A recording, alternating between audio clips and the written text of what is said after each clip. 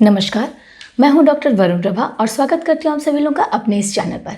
आज के इस वीडियो में हम बात करने वाले हैं DEXA scan bone density test के बारे में।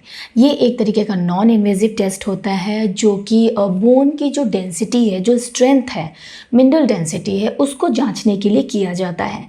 इसमें हम एक्सरे की मदद लेते हैं।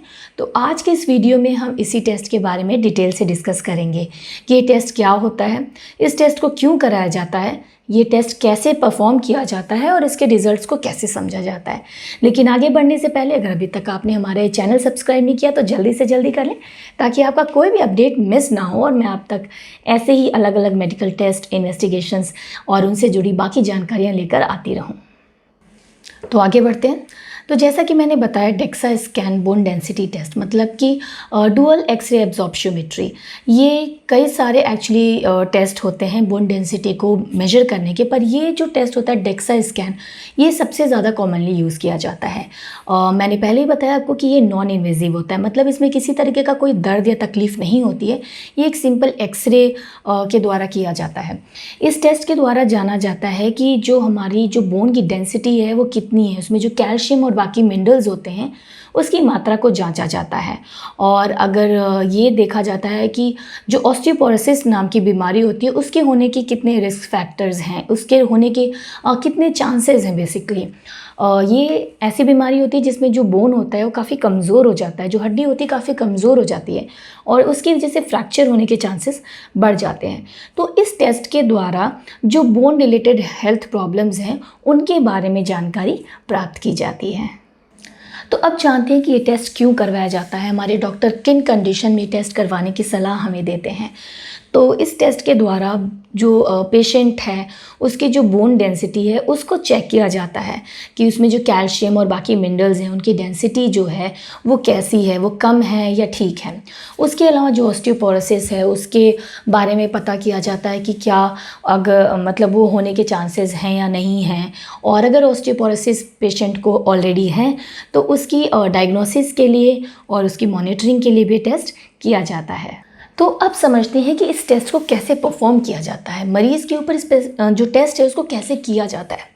तो मैंने पहले ही बताया था जैसे कि ये टेस्ट में एक्सरे का यूज़ किया जाता है। जो सिंपल एक्सरे, आप सभी लोग इससे मतलब जानते होंगे एक्सरे के बारे में, तो उसी एक्सरे के द्वारा इस टेस्ट को किया जाता है। और इसमें किस तरह की जो सावधानियां बरतनी होती हैं उसके बारे में मैं आपको बता देती हूँ।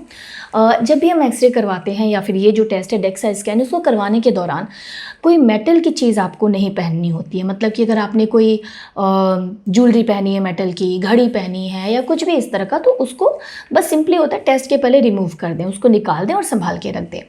उसके अलावा अगर ये टेस्ट करवाने के थोड़े दिनों पहले ही अगर आपने सीटीआई या सीटी जो टेस्ट होता है या फिर एमआरआई होता है वो करवाया है और उसमें कंट्रास्ट का यूज़ हुआ है, तो वो जो डेक्सा स्कैन टेस्ट है उसमें थोड़ा हैम्पर कर सकता है, उसके साथ थोड़ा इंटरफेयर कर सकता है। तो अगर आपने ऐसा कोई टेस्ट करवाया है तो उसके बारे में अपने डॉक्टर को ज़रूर बताएं। उसके अलावा अगर आप किसी भी तरह की कोई दवाई ले रहे हैं या फिर सप्लीमेंट्स ले रहे हैं तो उसके बारे में भी अपने डॉक्टर को ज़रूर इन्फॉर्म करें। तो अब समझते हैं कि जो ये टेस्ट करवाते हैं इसके रिज़ल्ट को हम कैसे इंटरप्रेट करते हैं, उसका जो रिज़ल्ट होता है उसको कैसे समझा जाता है। तो ये जो टेस्ट होता है इसको 2 स्कोर्स के बेसिस पे समझा जाता है। एक होता है टी स्कोर और दूसरा होता है जी स्कोर। तो जो टी स्कोर होता है उसको जो पेशेंट का बोन डेंसिटी है उसको जो नॉर्मल बोन डेंसिटी होता है उसके साथ कंपेयर किया जाता है और उसके बाद जो रिज़ल्ट आता है उसको समझा जाता है, उससे फिर रिज़ल्ट निकाला जाता है। मान लीजिए अगर -1 या उससे ज़्यादा आ रहा है तो ये नॉर्मल है, वहीं पे अगर -1 से लेके -2.5 तक है तो ये ऑस्टियोपेनिया हो सकता है, और अगर -2.5 से भी कम है तो मतलब ये है कि ये ऑस्टियोपोरोसिस होने का खतरा है। आप समझते हैं कि जो दूसरा है यानी कि जी स्कोर है उसको कैसे समझा जाता है। तो जो जी स्कोर होता है एक्चुअली वो स्टैंडर्ड डेविएशन को मेजर करता है। मतलब जो नॉर्मल एक्सपेक्टेड डेंसिटी होती है बोन की, उसका जो अपर और लोअर लेवल होता है उसमें कितना ज़्यादा स्टैंडर्ड डेविएशन है, इस चीज़ को मेजर किया जाता है जी स्कोर के द्वारा।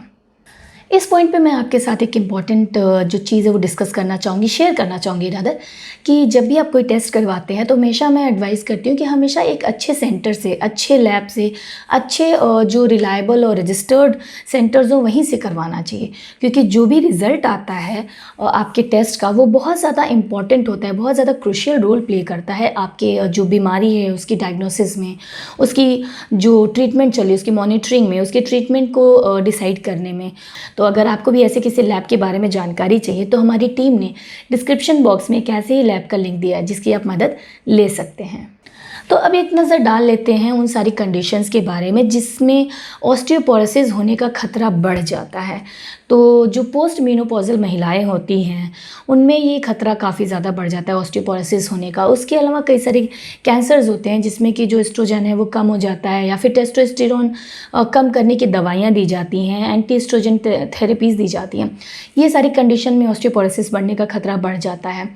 साथ ही साथ जो लोग स्टेरॉइड्स पे रहते हैं उनमें भी ये ऑस्टियोपोरोसिस होने का खतरा बना रहता है। साथ ही साथ जहाँ पे ट्रांसप्लांट किया गया होता है पेशेंट में, वहाँ पे ट्रांसप्लांट रिएक्शन ना हो उसके लिए जो दवाइयाँ दी जाती हैं, कई बार उसके साइड इफ़ेक्ट से भी ऑस्टियोपोरोसिस होने का खतरा बढ़ जाता है। तो आज के इस वीडियो में हमने डिस्कस किया डेक्सा स्कैन के बारे में, जो कि बोन डेंसिटी को मेजर करने के लिए किया जाता है, जिसके द्वारा हम कैल्शियम और बाकी मिनरल्स के बारे में जानकारी प्राप्त करते हैं। तो उम्मीद करती हूँ कि आपकी जो अंडरस्टैंडिंग है इस टेस्ट के बारे में इस वीडियो को देखने के बाद काफ़ी बड़ी होगी। उसके अलावा भी अगर आप कोई और क्वेश्चन पूछना चाहते हैं या फिर किसी तरीके का कोई भी सुझाव देना चाहते हैं तो हमारे कमेंट बॉक्स में जाके हमें ज़रूर बताएं। नमस्कार।